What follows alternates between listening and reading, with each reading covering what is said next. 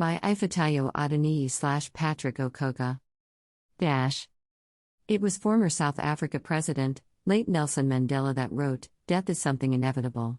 When a man has done what he considers to be his duty to his people and country, he can rest in peace."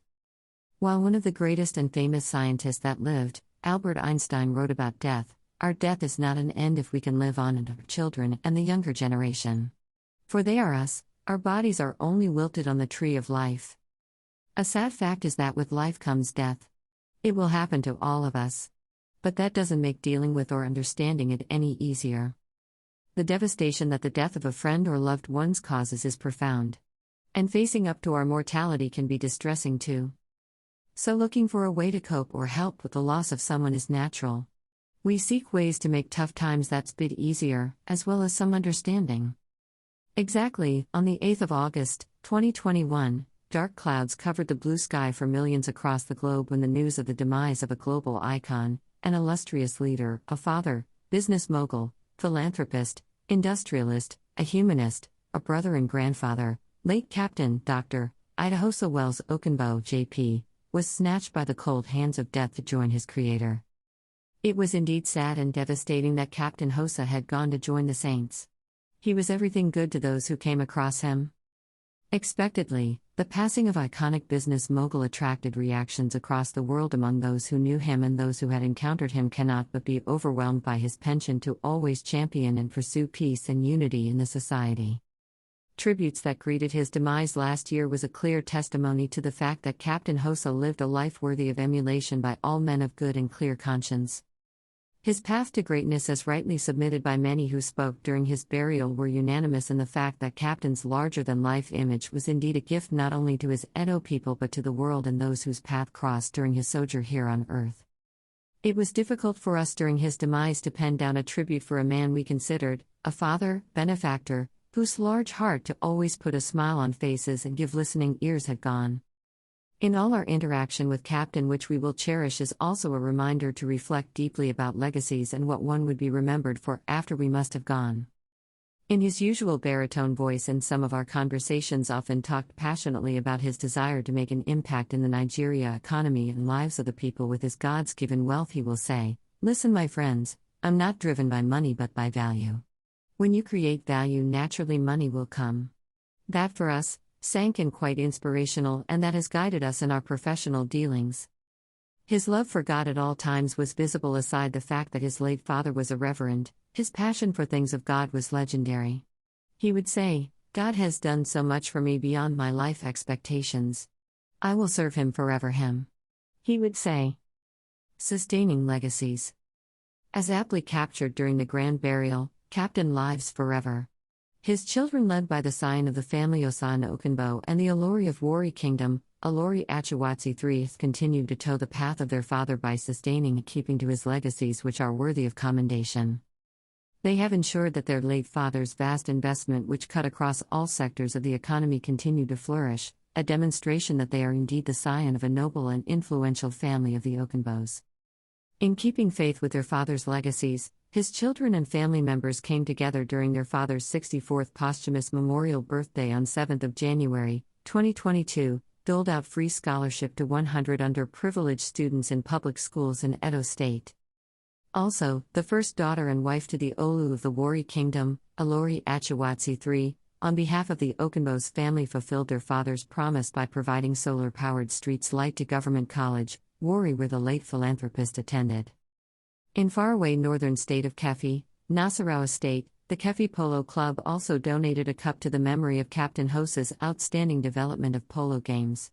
The cup, according to the organizers, was one of their initiatives to immortalize the philanthropist who was a patron of the club before his demise. Biography. Late Captain Hosa Okunbo, JP, attended government primary school Benin City and Federal Government College Warri, where in 1975, he wrote and passed the West African School Certificate Examination, WACE, in flying colors. In 1979, he graduated from the Nigerian Civil Aviation Training Center, Zaria, as a professional commercial pilot. He was just 21 years old at the time. He began his professional career with Aero Contractors Nigeria Limited. He later joined the Intercontinental Airline, where he accumulated most of his flying experience in jet time.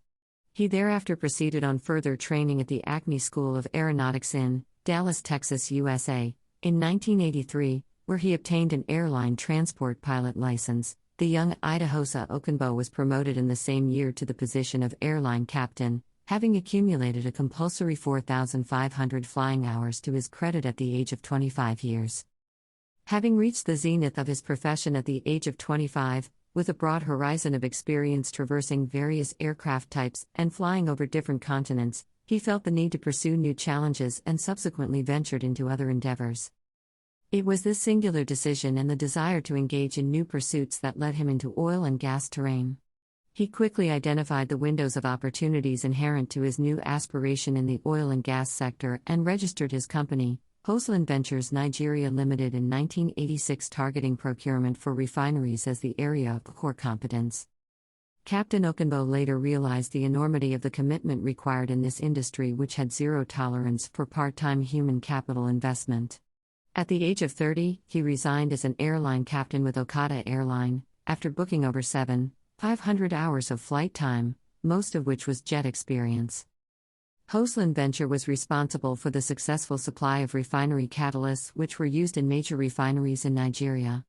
Hosa was also involved in major revamp projects and procurements in the oil and gas sector and also participated in the procurement of major engineering components for the Warri Refinery turnaround maintenance (TAM) in 1992. Never scared to take a new challenge, Captain Okunbo, through Hosa Technologies Nigeria Limited, one of the first indigenous companies to carry out engineering, procurement and construction (EPC) contract in Nigeria, was able to complete and commission the early production facility for Nigerian Petroleum Development Company (NPDC) at Ioki Oziang South Field in 2001. He was the executive chairman of Ocean Marine Solutions Limited (OMS), a company that provides relevant, effective and modern solutions to high-risk security concerns in Nigeria. Among other services, OMS provides maritime management and logistic, sea patrol security and ocean vessel escorts. As chairman, Captain Okunbo continues to provide leadership for a host of other successful local and international companies. Principal among them are CME's OMS Venture Limited, an integrated energy-related company with enormous capacity to provide financing and technical solutions to the upstream oil and gas sector; Wells Property Development Company Limited, a company involved in the development of affordable properties for low-income earners, high-net-worth individuals and office development; Gyro Air Limited, a private airline charter service with a fleet of aircraft in its ownership; Wells Procurement Services Limited, the Wells Carlton Hotel and Luxury Apartments, Abuja, the New London Carlton, London; Wells Entertainment Limited, entertainment and movie production; Westminster Security Solution Nigeria Limited, franchise of Westminster Group plc UK in which he was a shareholder; Wells Bakery and Viva TV are both making waves in Canada. Prior to his demise, he was also on board of many striving companies. May his gentle soul continue to rest in peace, our great Capitano, the Iroko to many forest.